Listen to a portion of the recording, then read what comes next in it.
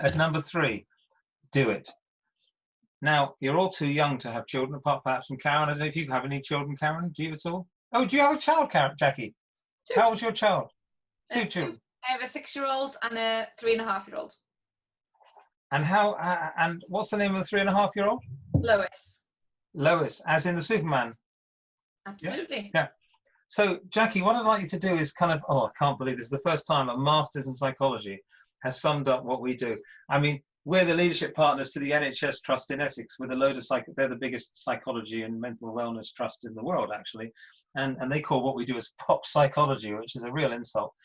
So we do actually have a lot of psychologists around us, but none as masters as Jackie, who's been to Bath and Cardiff. Jackie, what I'd like you to do is to tell us what remember, this is doing it. Number 3 on the formula for guaranteed success, going out and do it. I'd like you to talk to us about Lois. I'd like you to share with everyone on this call what you observed Lois doing in the process of learning to walk, Jackie. And please don't screw it up, because this brings everything together. Okay, Jackie? I'm pulling a leg. Just share with us what you observed. That she did it in stages, that she started off by wiggling a bum across the floor and progressed to crawling, and then took a few tentative steps one day and didn't look back and just took flight, building up confidence in about 2 weeks. While this doesn't surprise me, Jackie, because you're obviously a super mum, can I just ask you a question? Did she fall over at all? Oh, yeah. Oh, thank God for that. Right, so she fell over, but when she fell over, what did she actually do? Because presumably you as parents looked at her and said, this is unacceptable. You're supposed to be walking now. We've benchmarked you against all the children in the area. We've got Microsoft plans coming out of our... Why are you falling over? Presumably you said all this to Lois. Absolutely, and she totally understood. Yeah, good. And ignored all that and just got up and carried on. Oscar and to then you fell and over Zoe. again. Yeah, And then fell over again. And then did it again. And the amazing thing, Jackie, is this, that every time Lois fell over, and get this, everyone, okay? Because often we all forget this. Every time Lois fell over, she lay on the floor and she thought to herself, yes, I just discovered another way not to walk. Aren't I clever? This is a brilliant day because I've discovered another way not to walk. And what Lois did was she got up and she did something different to what she'd done before.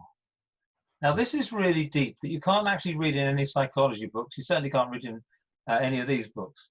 Lois, at the age of what, about a year, Jackie? Yeah, a year-ish? the day before her first birthday, she took her first steps. Can I just check, had she read many books on success? She'd read all of yours. Yeah, thank you. Loved them. She obviously slept well then. Yeah. But seriously, Lois hadn't read any books, she hadn't been on any seminars, she hadn't been on any courses about success, and yet Lois knew this. If you do what you've always done in life, you'll get what you've always got. And so Lois knew that if she fell over, and basically she had to do something different next time she got up. And then she had to do something different, and then she had to do something different. And that's how she learned to walk. So in terms of doing it, go out and do it. Have a dream, have an outcome, have something you want to achieve in your life. Or don't.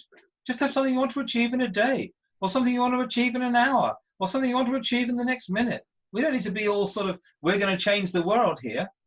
And then realize how amazing you are. Remember, you are a miracle. You are a miracle. Next time somebody comes up to you in the streets and asks you how you are, I'm not sure people randomly do that, but they might do during lockdown because social distancing doesn't work. People talk to you, don't they? They're much more random at talking to you. Yeah. And they suddenly say, hello, how are you? And you have to stop and talk to them, which is very nice, actually, very nice. And when they say, how are you? Tell them. Take about 20, 30 minutes. Tell them how amazing you are. You were born a miracle, and you know, eke it out a bit. Trust me, they'll never ask you again. Know what you have to do? You have so many choices. I believe that in this country particularly, the media seem to be determined to give us as few choices as possible. There's something wrong with us. Whatever we do is bad news. It's all doom and gloom. Why didn't the government prepare for this pandemic?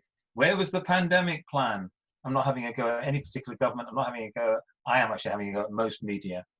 The reality is you have choices. Your future is your choice. And don't let anyone ever tell you otherwise. And no matter how you're feeling right now, no matter who's getting at you or who loves you, you have so many choices in your life. And you have choices to do anything that you choose.